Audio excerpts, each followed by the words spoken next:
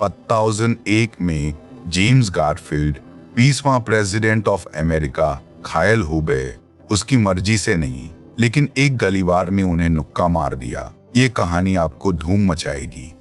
Assign का नाम Charles Guido था, एक पागल जो अपना दावा कर रहा था कि वह प्रेसिडेंट की पद पर होना चाहिए, लेकिन वह सिर्फ एक छोटा सा समस्या बन गया।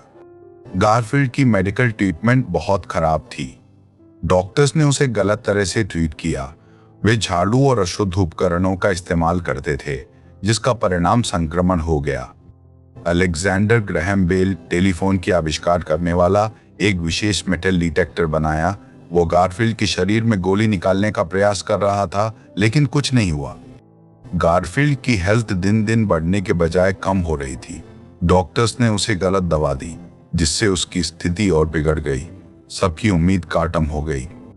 8 ही दिन बाद जेम्स गारफील्ड मर गए। उसके मौत का दिन 19 सितंबर 8000 का था। उसकी फनेरल में सहस्रों लोग आए, लेकिन कुछ लोग उसके मरने का सही वक्त नहीं मान रहे थे। लेकिन असली खेल यहाँ से शुरू होता है। चार्ल्स गुइडो का ट्रायल हो रहा था। वो अपना दावा कर रहा था कि वो मानसिक बीमारी से पीड़ित है, लेकिन कोर्ट ने उसे रिजेक्ट कर दिया।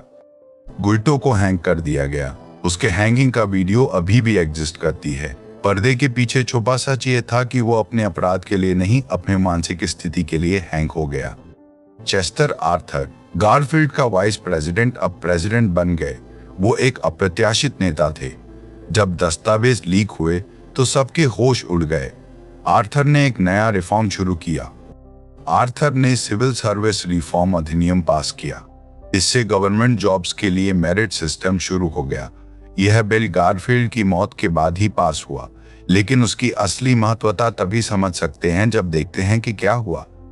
गारफील्ड की मौत ने रिपब्लिकन पार्टी में आंतरिक संघर्ष बना दिए। आर्थर ने एक नया पद दिखाया, लेकिन पार्टी के नेता उसे समर्थन नहीं देंगे। ये संघर्ष लंबे समय तक प्रभाव डाला। गारफील्ड का लेगेसी बहुत कॉम्प्लेक्स है। वो एक शॉर्ट टर्म नेता थे, लेकिन उसका प्रभाव लंबे समय तक था। उनकी पॉलिसीज ने भविष्य के प्रेसिडेंट्स को गाइड किया। ये कहानी अभी भी जारी है। गारफील्ड की परिवार ने उनकी मौत का जश्न नहीं किया, बल्कि उनके काम का याद दर्शन किया। वे एक मेमोरियल बनाए जिसमें उनके योगदान का यादनामा है। यह मेमोरियल अभी भी एग्जिस्ट करती है। गारफील्ड का असाइनमेंट ने अमेरिकन पब्लिक को गहरा प्रभाव डाला। लोगों ने उनकी मौत का सही वक्त सोच लिया। ये घटना ने राष्ट्रीय सुरक्षा को रिडिफाइन किया। अब कुछ और ही हो रहा है। खुफिया तरीके से एक नया प्लान बनाया गया। मॉडर्न सिक्योरिटी मेजर्स शुरू हो गए। सीक्रेट सर्विस की भूमिका बढ़ी और प्रेसिडेंशियल प्रोटेक्शन का स्टैंडर्ड बदल गया। यह सब गारफील्ड की मौत के बाद ही हुआ। गुइडो का फेट क्या था? वो हैंग हो गया, लेकिन उसकी मानसिक स्थिति का प्रश्न अभी भी ओपन है। कुछ लोग उसे विक्टिम समझते हैं, कुछ उसे क्रिमिनल। ये डिबेटेबल है। गारफील्ड का प्रभाव इतिहास पर गहरा है।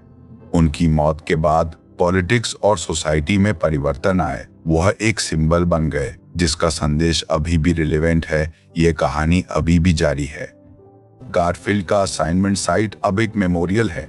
लोग उसे याद करते हैं और उनके काम का रिस्पेक्ट करते हैं। ये कहानी जैसे एक फिल्म जारी है, अभी भी जारी है। आपको क्या लगता है?